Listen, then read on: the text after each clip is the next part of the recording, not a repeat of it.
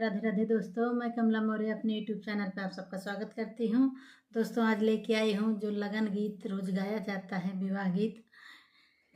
कैसा लगा आप लोग कमेंट के माध्यम से जरूर बताना।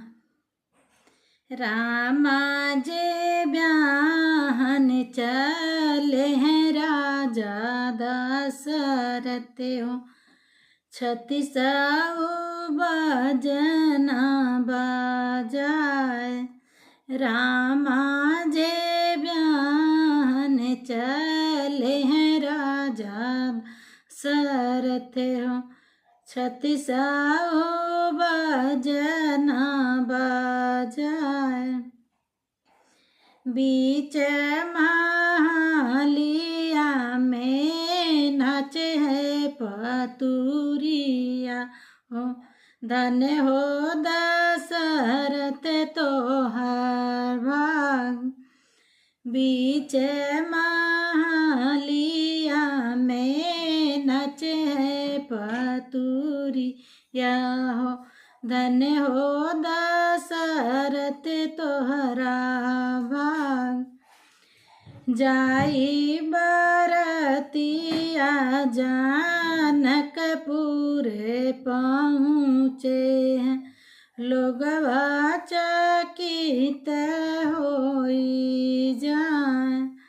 जाई बरतिया जानकपुर पहुँचे, लोगवा चकित होई जाए। सबही निहारे राती बराती, सासु निहारली दामाद। सबही निहारे राती से बराती, सासु निहारे दामाद।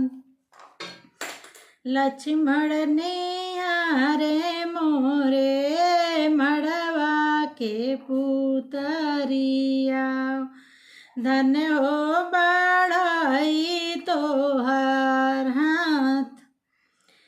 लक्ष्मण निहारे मोरे मड़वा के पुतरिया हो, धन हो बढ़ाई तोहर हाथ। नहीं हमें ले ससुरुअन धन सोनवा, नहीं ले चकड़ा लदाए।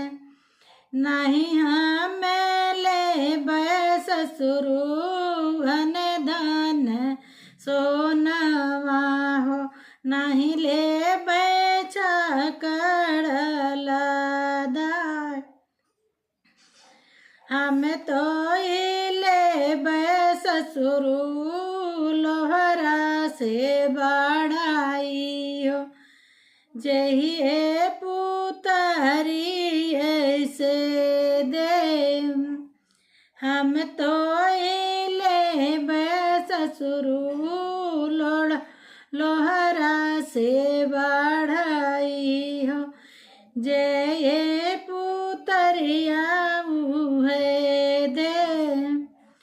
दुल्हे राजा हो, अन धन सोनवा हो, दे भाई हम दुल्हे अन धन सोनवा, देव हम चकड़ा लदाए। एक नाही देव दुल्हे लोहरा से बढ़ाई हो, जे ये पुतरिया उर घर में जाए। घर माँ से निकली है लक्ष्मी जे सीता, राजा जनक समझाए।